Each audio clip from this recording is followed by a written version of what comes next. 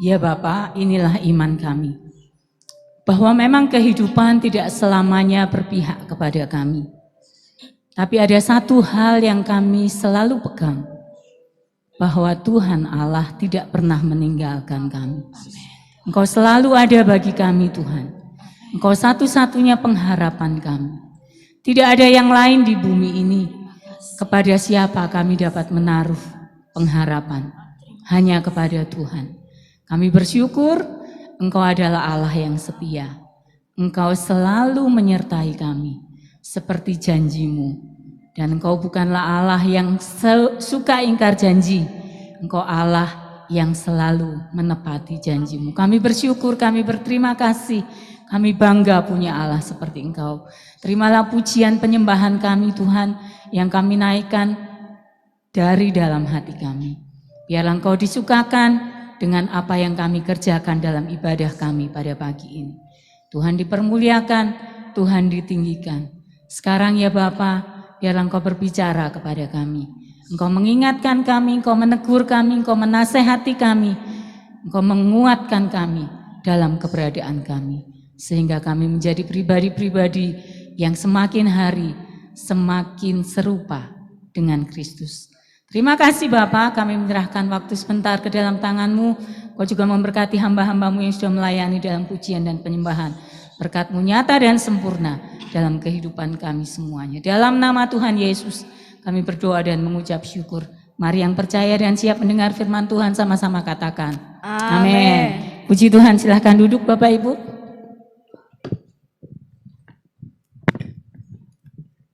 Gereja sudah ramai ya dengan hiasan-hiasan pohon terang, luar biasa. Puji Tuhan, memang hari-hari ini di antara kita ada yang sudah merayakan Natal, ada gereja-gereja yang sudah merayakan Natal, tetapi ada juga gereja-gereja yang masih memperingati Advent, ya, masa di mana menantikan kelahiran Tuhan Yesus dan kedatangannya yang kedua. Karena kelahiran Tuhan Yesus sudah lewat ya, Yesus sudah lahir, tidak perlu lagi ditunggu. Tapi Dia berjanji akan datang kembali untuk kali kedua. Saya ajak pagi ini kita merenungkan bacaan firman dari Yesaya 60 ayat 1 dan 2. Yesaya pasal 60 ayat 1 dan 2. Tolong ayatnya, Yesaya pasal 60 ayat 1 dan 2.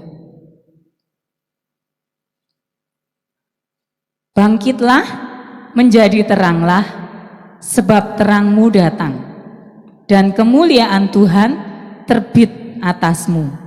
Sebab sesungguhnya kegelapan menutupi bumi, dan kekelaman menutupi bangsa-bangsa. Tetapi terang Tuhan terbit atasmu dan kemuliaannya menjadi nyata atasmu. Hidup sekitar 800 tahun sebelum Kristus, Yesaya adalah nabi besar, termasuk kumpulan nabi-nabi besar, yang bertugas untuk memperingatkan bangsa Israel dan Yehuda untuk tetap di dalam jalan Tuhan. Tetapi kalau kita membaca Alkitab, bangsa Israel dan Yehuda ini bangsa yang waktu mereka berjalan dengan Musa keluar dari Mesir, Alkitab mencatat mereka bangsa yang tegar, tengkuknya ini alot, tidak bisa diubah ya, tidak bisa gampang diubah. Sakarepe dhewe judulnya kayak gitu. Itu Israel. Berkali-kali Yesaya dan nabi-nabi yang lainnya memperingatkan mereka untuk tetap hidup di jalan Tuhan. Tapi kenyataannya mereka tutup telinga, gak mau dengar apapun. Bahkan saya kalau membaca Alkitab sampai tiba di kitab Yeremia, saya itu loh ikut sedih waktu membaca betapa Yeremia ini sudah memperingatkan sedemikian rupa, tapi bangsa Israel itu kayaknya budek. Tidak mau dengar, tidak mau lagi, wes pokoknya tidak mau berubah. Sampai akhirnya Tuhan menunjukkan murkanya. Ada satu masa ketika Allah benar-benar menghukum Israel. Setelah Salomo, Israel terbagi dua, kerajaan Israel utara dan selatan. Yang utara isinya 10 suku diserang oleh Asyur.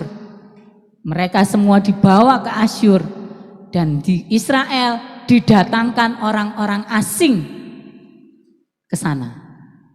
Tidak lama kemudian Yehuda, kerajaan yang kecil yang isinya 2 suku juga mengalami murka Allah. Mereka dibawa ke Babel. Mungkin kalau Bapak Ibu tahu, di antaranya ada nama-nama Daniel, tahu ya, Sadrah, Mesah, Abednego, itu orang-orang Yehuda yang diangkut sebagai tawanan ke kerajaan Babel. Sampai di sana pun Yesaya tetap mengingatkan bahwa mereka harus tetap memandang kepada Tuhan. Minggu yang lalu atau 2 minggu yang lalu, Bapak Gembala sampaikan bahwa percuma mengandalkan Mesir dan kuda-kudanya. Percuma, gak ada gunanya. Karena memang Tuhan sudah merencanakan hal-hal yang harus menimpa Israel. Tidak ada gunanya berharap kepada yang lain. Pujian kita tadi berkata, walaupun dunia ini berubah, hanya Tuhan pengharapan kita, amin. Hidup kita tidak selalu lurus, ada sakit penyakit, ada kematian juga, ada kekurangan secara ekonomi, ada kelemahan tubuh. Tapi Tuhan berjanji,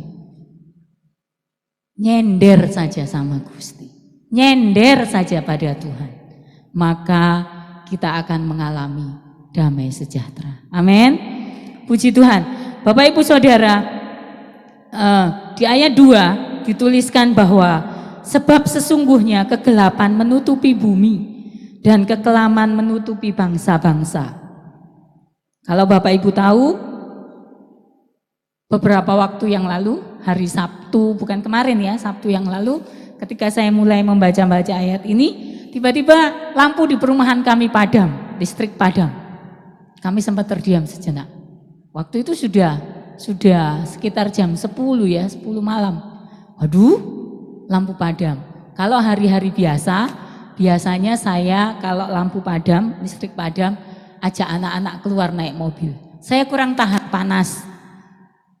Jadi saya segera pergi, entah ke McD gitu ya. McD kan selalu terang, atau ke tempat-tempat lain yang dingin pokoknya. Kalau saya di rumah dan sumuk, wah enggak bisa. Pada saat-saat lampu atau listrik gelap, apa yang kita lakukan pertama-tama? Zaman dulu cari lilin, ya kan? Lilin dan korek. Saya masih ingat pada waktu saya masih kecil, nenek saya selalu bilang, lilin dan korek itu tempatnya harus di sini ya. Di sini tidak boleh dipindah-pindah. Supaya kalau listrik padam, kita tahu kemana kita harus cari lilin dan koreknya. Kalau dipindah, loh hilang lilinnya. Tapi hari berganti, waktu berlalu, ketika kami sudah menikah, kami sudah jarang pakai lilin. Enggak tahu, sekarang masih ada enggak ya lilinnya? Oh masih ada ya. Kita pakai lampu emergensi, betul ya? Yang ditancap, nanti kalau lampunya padam, dia nyala sendiri gitu. Tapi kadang-kadang kalau lupa charging, juga ketika listrik padam, ya enggak ada lampunya. Tapi hari-hari berikutnya malah enak lagi. Semua punya handphone kan ya? Kalau lampu padam tinggal nyalakan apa? Flashlight ya, supaya ada terang. Baru cari terang yang lainnya. Bapak Ibu Saudara, bumi ini sudah gelap. Ya. Kalau ada lagu dunia ya, bumi semakin tua. Betul ya? Semakin tua semakin banyak bencana. Kita tahu bahwa Sumatera barusan mengalami bencana banjir. Belum lagi daerah-daerah yang mengalami tanah longsor lah, gunung meletus lah. Semeru mungkin bulan lalu ya, meletus. Banyak hal yang terjadi di bumi ini. Itu di buminya. Lah isinya bangsa-bangsa mengalami kekelaman. Banyak perang. Ya toh? Perang loh enggak selesai-selesai. Ada perang di sana sini. Ada banyak berita kriminal yang kita dengar. Kemarin saya bertemu dengan seseorang. Dia bilang, "Saya Pak enggak pernah baca berita. Malah pusing kalau baca berita." Gitu katanya. Padahal kalau kita kan sering-sering baca, lihat ya, kalau sekarang nggak ada koran, mungkin nggak tahu, mungkin masih ada yang langganan koran. Tapi kalau kita lihat Instagram lah, lihat Facebook lah, lihat TikTok lah, kita tahu ada banyak bencana, ada banyak berita-berita kriminal, kejahatan di mana-mana. Bumi semakin tua, kegelapan menutupi bumi, kekelaman menutupi bangsa-bangsa. Kayak gitu loh bumi kita sekarang. Kayak gitulah bangsa-bangsa yang ada di bumi ini. Sekitar 2000 tahun yang lalu, dalam suratnya kepada anak rohaninya Timotius, Rasul Paulus sudah menyatakan 2000 tahun yang lalu. Rasul Paulus sudah bilang bagaimana keadaan manusia di akhir zaman. Kita buka 2 Timotius 3 ayat 1 sampai 3. 2 Timotius 3 ayat 1 sampai 3.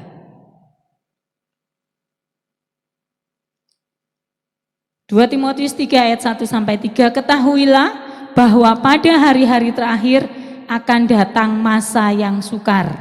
Manusia akan mencintai dirinya sendiri dan menjadi hamba uang.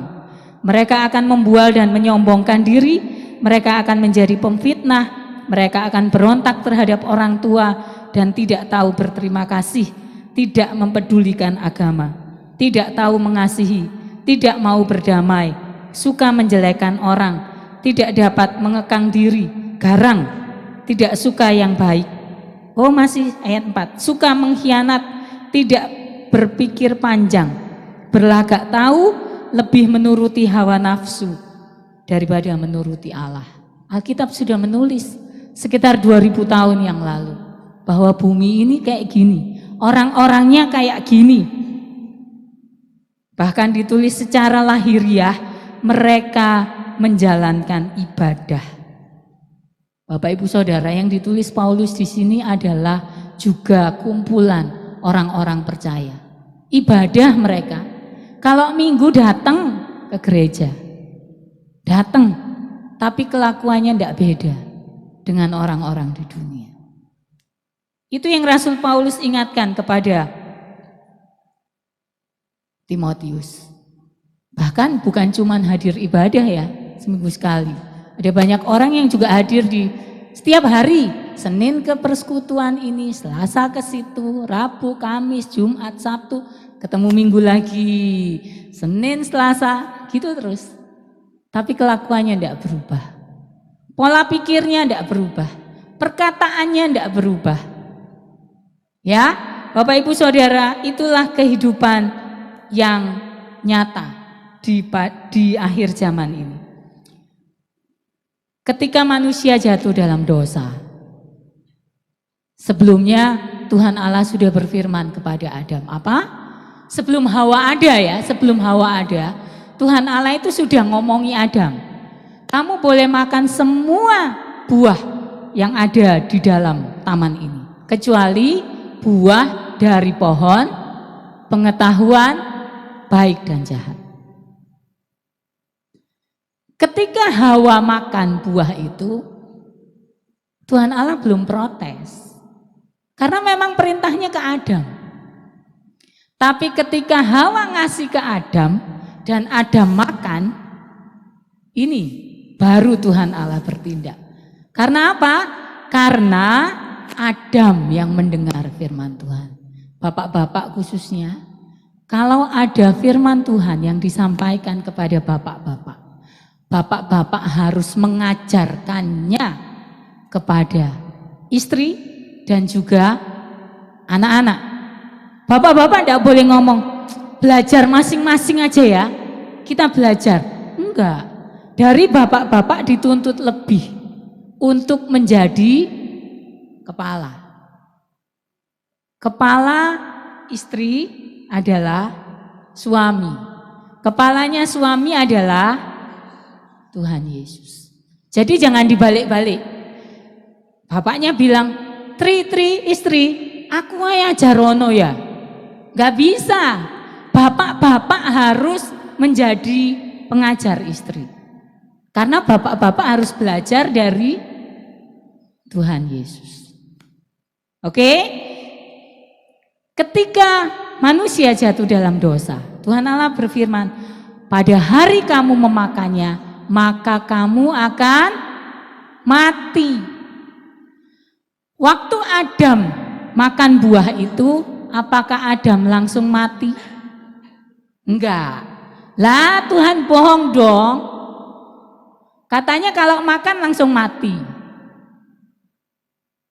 Adam masih hidup 930 tahun umurnya Adam.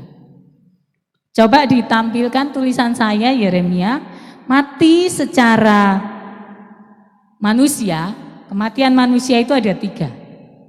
Yang satu, mati rohani, putus hubungan dengan Allah. Yaitu tadi Adam melanggar perintah Allah, dia mati secara rohani. Yang kedua, mati jasmani, ya putus hubungannya dengan dunia ini, sudah selesai. Ya, kalau di dalam perkabungan Kristen kita sering bilang rumahnya sudah jadi. Kalau dia memang anak Tuhan ya. Kalau bukan anak Tuhan kadang kita juga bingung. Apa ini ya? Ya memang sudah selesai sampai di situ.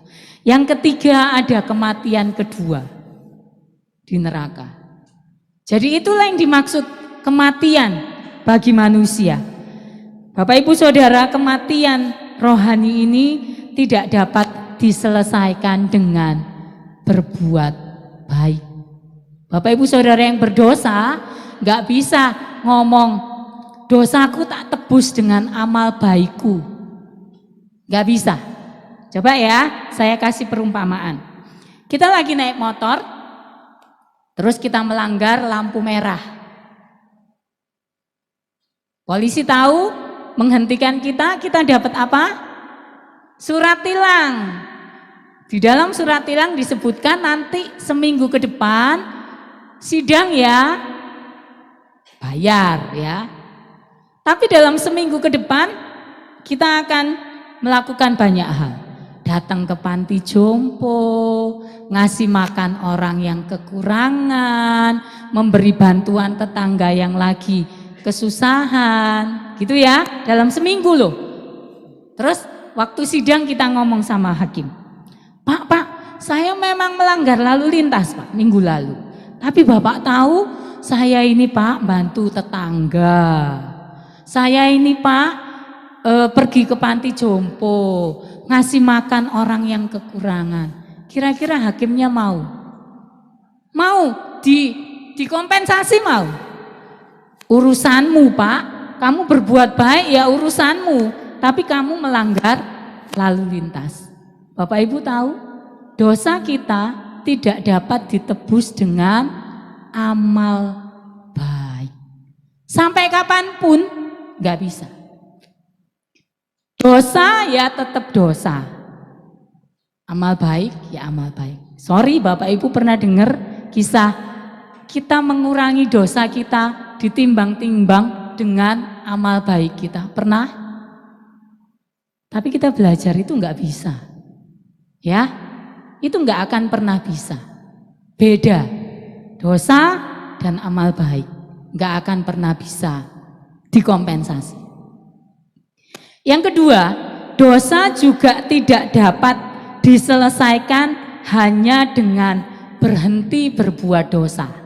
Ya, saya sudah berbuat dosa tahunan, hari ini saya bilang, saya berhenti berbuat dosa. Sudah selesai berarti. Bisa gitu? Dosa itu hutang, Bapak Ibu Saudara.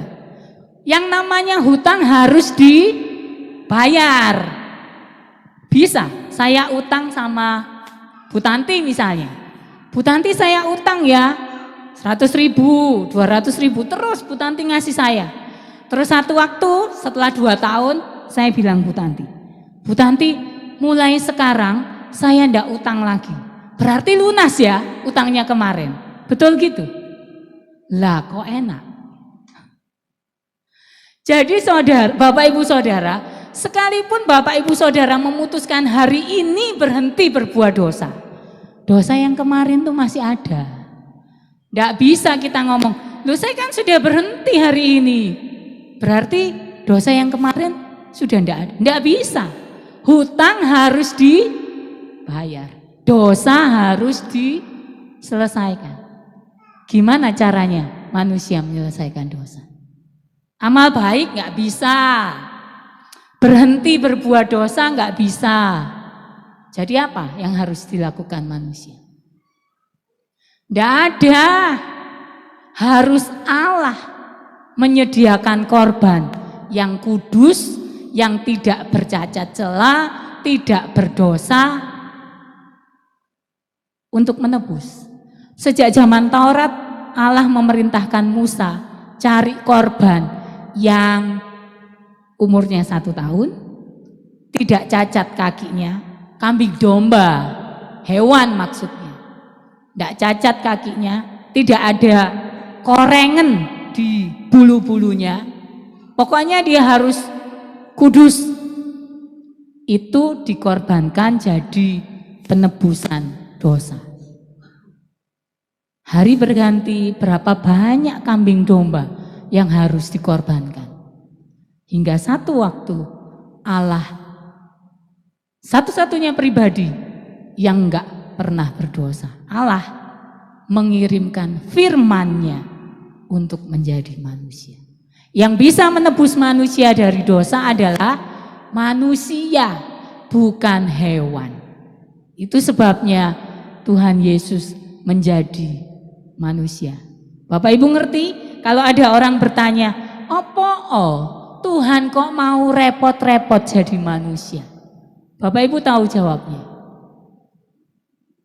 Ya soalnya Tuhan itu yang bisa jadi manusia dan menjadi korban untuk menebus dosa kita. Sorry, bukan menebus dosa.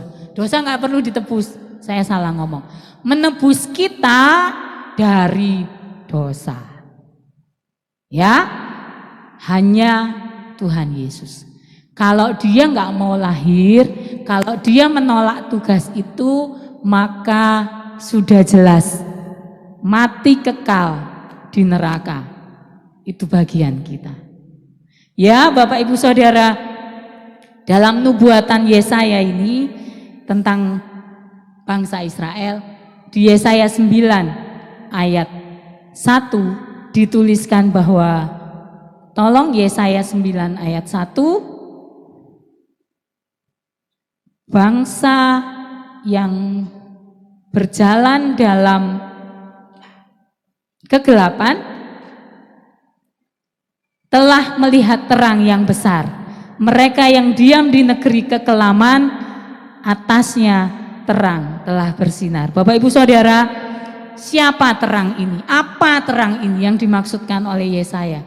Bahwa dalam bangsa yang berjalan dalam kegelapan, terang Tuhan telah bersinar. Yohanes pasal 1 ayat 9. Rasul Yohanes banyak menuliskan tentang terang ini.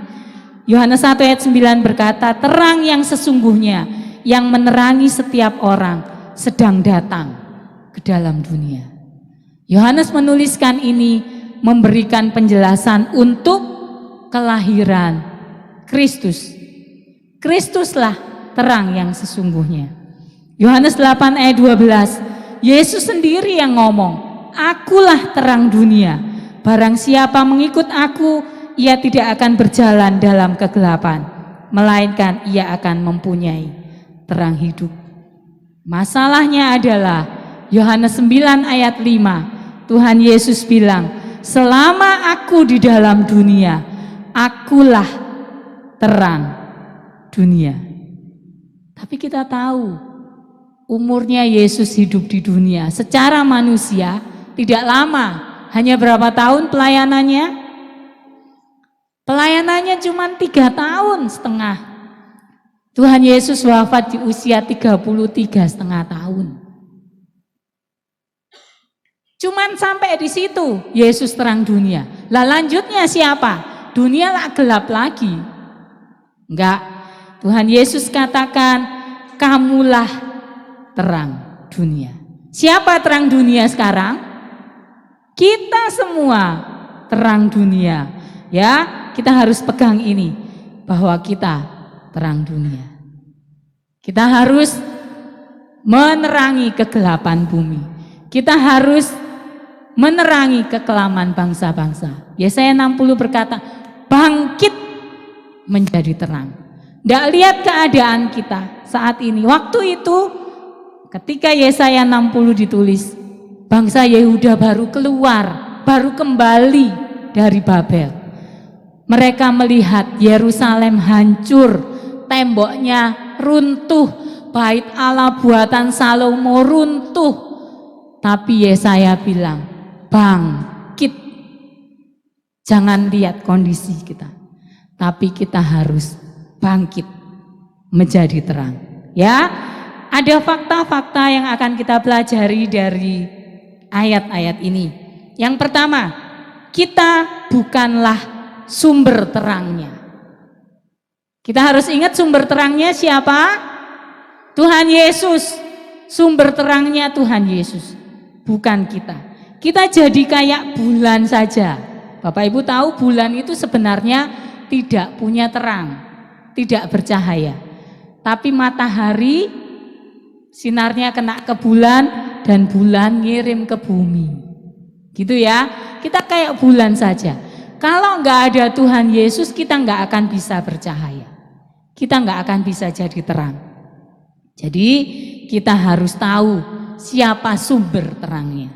Yohanes 15 ayat 5 berkata, di luar aku kamu tidak dapat berbuat apa-apa. Siapa aku? Bukan aku, bukan. Tapi Tuhan Yesus. Di luar Tuhan Yesus kita tidak dapat berbuat apa-apa. Mungkin kita bilang, aku loh pinter ngomong, aku loh sekolah komunikasi, aku pinter secara bisnis, aku harusnya bisa menjadi terang bagi dunia. Tapi tanpa Kristus, tetot, gak berguna. Ya, yang kedua, fakta yang kedua, untuk bisa terus menjadi terang, kita harus hidup dalam supaya bisa terus jadi terang, kita harus hidup dalam terang. Ada tandanya kalau orang itu hidup dalam terang. Kita baca ya, 1 Yohanes 2. 1 Yohanes 2. 1 Yohanes di belakang. Ayat 9 sampai 11.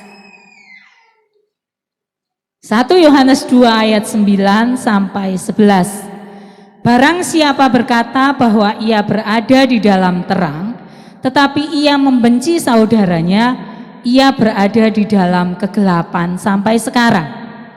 Barang siapa mengasihi saudaranya, ia tetap berada di dalam terang, dan di dalam dia tidak ada penyesatan.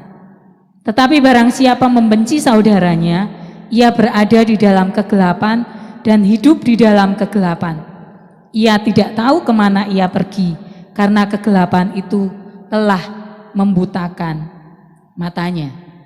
Bapak Ibu Saudara, terkadang kita berkata bahwa kita mengasihi Tuhan, kita ibadah, kita pelayanan, kita menjadi orang penting di gereja. Tapi ternyata di luar gereja kita membenci saudara kita. Siapa saudara kita? Ya yang satu darah, itu yang pertama. Kakak, adik, papa, mama, sepupu-sepupu, keponakan, ipar. Wah ini kadang-kadang sama ipar-ipar pun kita nggak cocok. Sama mertua nggak cocok. Sama mantu Enggak cocok. Ya, Alkitab bilang kalau kita hidup dalam terang, tandanya itu mengasihi saudara. Bukan cuma yang satu darah, tapi juga sesama kita. Bapak Ibu Saudara ingat cerita Tuhan Yesus tentang orang Samaria yang murah hati? Ketika diceritakan siapa sesamanya dari orang yang dirampok. Bukan imam, bukan guru agama, tapi orang Samaria. Itu sesamanya. Apa buktinya? Ya dia yang mau nolong. Kalau nggak mau nolong ya berarti bukan sesamanya dong. Gitu ya.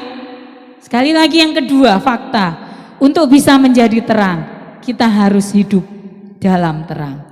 Rasul Yohanes adalah rasul kasih ya. Banyak sekali tulisannya tentang kasih Tuhan. 1 Yohanes 3 ayat 1 berkata, marilah kita mengasihi bukan hanya dengan perkataan, jangan omong doang, tapi dengan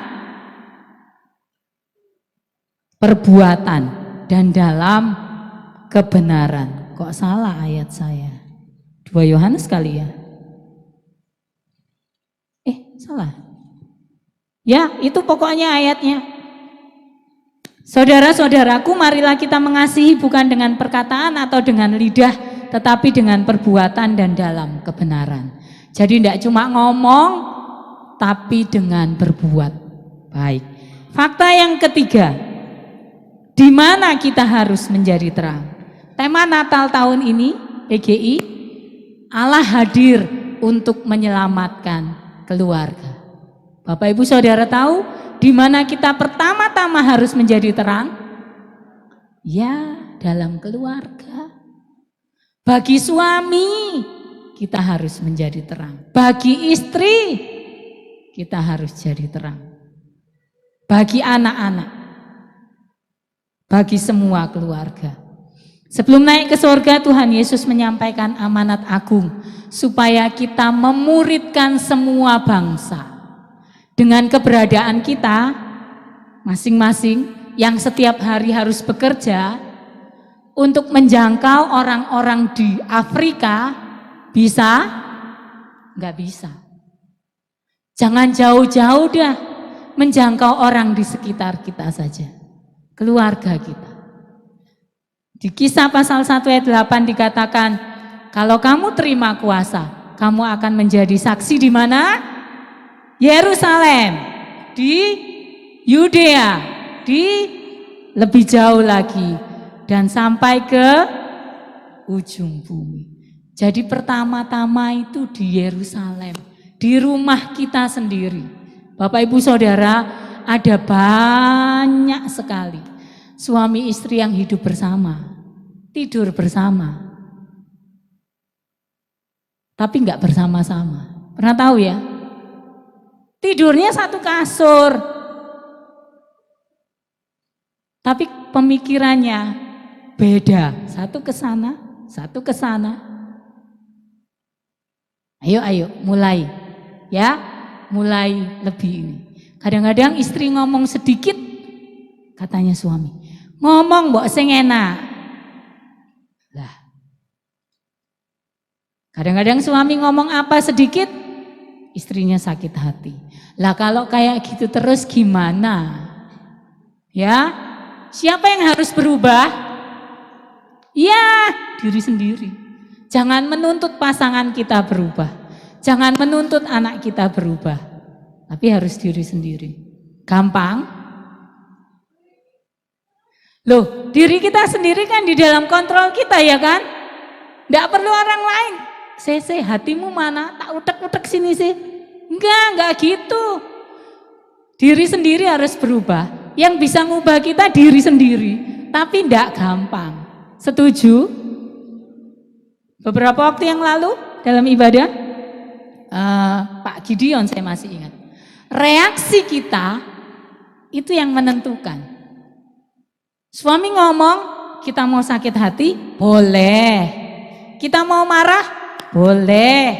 Atau kita ngomong, ya sudahlah. Boleh juga. Tergantung kita masing-masing. Reaksi kita atas sesuatu hal. Itu yang penting. Yang terakhir, fakta tentang kita menjadi terang. Apa sih tujuan kita menjadi terang? Kita baca Matius 5 ayat 14 sampai 16. Matius pasal 5 ayat 14 sampai 16, ini ayat yang sangat terkenal. Matius pasal 5 ayat 14 sampai 16. Judul perikopnya garam dunia dan terang dunia, tapi kita akan fokus ke terang dunia. Kamu adalah terang dunia. Kota yang terletak di atas gunung tidak mungkin tersembunyi. Lagi pula orang tidak menyalakan pelita lalu meletakkannya di bawah gantang, melainkan di atas kaki dian sehingga menerangi semua orang di dalam rumah itu. Demikianlah hendaknya terangmu bercahaya di depan orang supaya mereka melihat perbuatanmu yang baik dan memuliakan Bapamu yang di sorga. Bapak Ibu Saudara, kalau kita sudah jadi terang, kita tidak mungkin sembunyi. Kita tidak akan bisa sembunyi. Ya, tidak mungkin kita ngomong ketika ada orang minta tolong kepada kita, terus kita ngomong, minta doa nih, minta doa. Sorry, aku gak iso doa. Loh, katanya jemaat gereja, saya minta tolong, anakku sakit, doakan. Aku gak iso doa. Terang itu gak mungkin tersembunyi. Orang itu akan ngelihat kita. Apalagi kalau misalnya kita maaf bicara, melakukan hal-hal yang menyimpang dari firman Allah. Orang akan bilang, loh katanya Kristen. Loh katanya anak Tuhan. Lah kok? Dan kita tidak boleh, aku manusia biasa ya. Manusia biasa itu tempatnya dosa dan salah. Gak bisa. Kita sudah jadi terang. Jadi kita tidak bisa disembunyikan. Saya tadi pagi baru membaca renungan di Markus pasal 7. Tuhan Yesus itu selama pelayanannya terkadang merasa lelah. Bapak Ibu Saudara kalau tahu tadi pagi kami bangun tidur, sama-sama bangun tidur. Itu kita bisa ngomong, badan kok rasanya capek semua ya. Baik suami maupun saya. Kok rasanya capek banget, kenapa ya? Di mobil kita berangkat gereja, kita doa. Tuhan kami mau ibadah. Capek mungkin boleh, tapi dengan ibadah kita semangat. Setuju? Iya, kadang-kadang mau berangkat ibadah itu. Kalau saja kita tidak punya pelayanan, mungkin kita bolos ibadah. Tapi bukan kayak gitu ya. Kita harus tetap bersemangat sekalipun mungkin keadaan kita tidak baik-baik saja. Tuhan Yesus loh dikejar orang terus. Dia kepengen istirahat, orang datang. Dia kepengen istirahat, ada yang minta pertolongan. Dia kepengen sebentar aja istirahat, orang banyak mengelilingi dia. Jadi kalau memang sudah niat jadi terang, ya wis harus terus jadi terang. Tujuannya apa? Supaya kita melakukan perbuatan yang baik dan memuliakan Bapa yang di surga. Ingat juga bahwa jadi terang bukan cuma berhenti orang memuji kita, ya.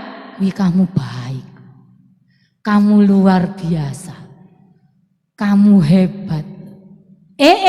Jangan dulu. Kita bukan sumbernya. Kita harus meneruskan pujian dan penghormatan kepada Bapa terang yang sesungguhnya.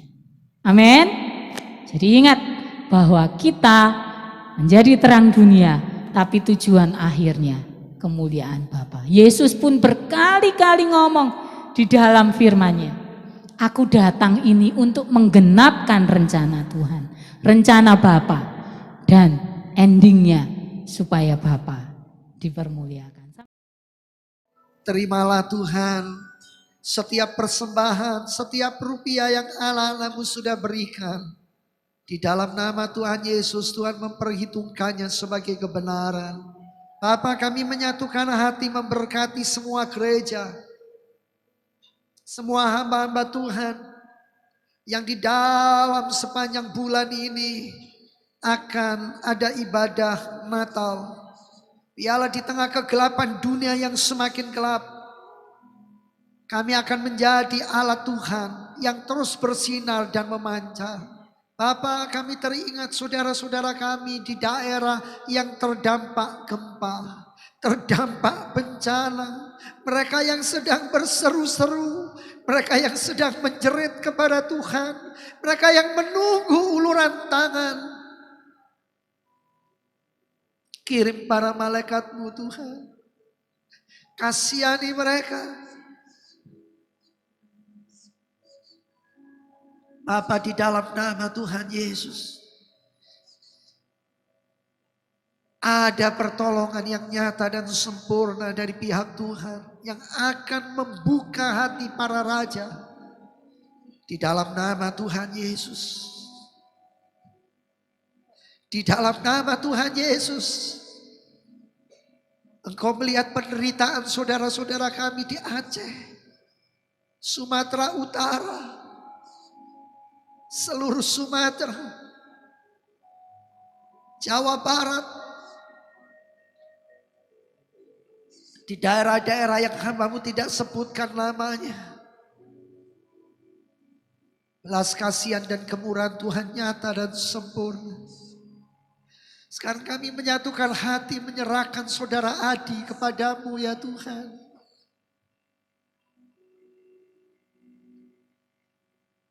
Adalah perintah-Mu untuk kami menyembuhkan. Adalah perintah-Mu kami membangkitkan yang mati. Hamba-Mu sudah melakukan bagian yang harus hamba-Mu lakukan. Oh Tuhan Allah yang Maha Kuasa,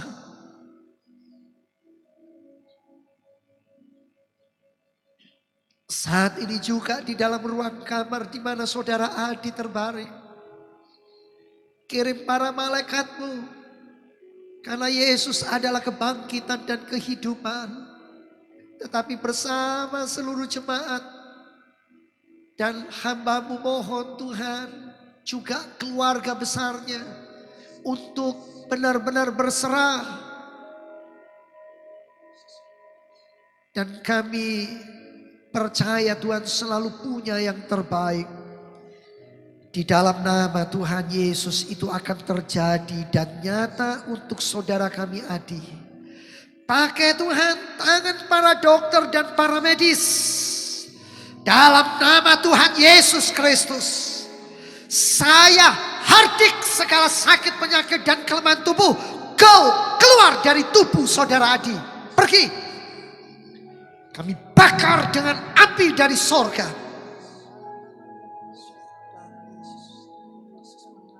Keluar dalam nama Tuhan Yesus.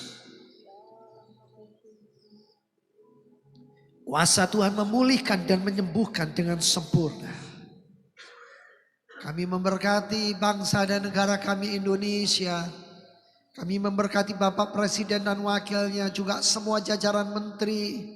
Kami berdoa menyerahkan TNI dan Polri. Kami berdoa supaya Indonesia penuh kemuliaan Tuhan. Indonesia dipenuhi hujan keselamatan, hujan pertobatan.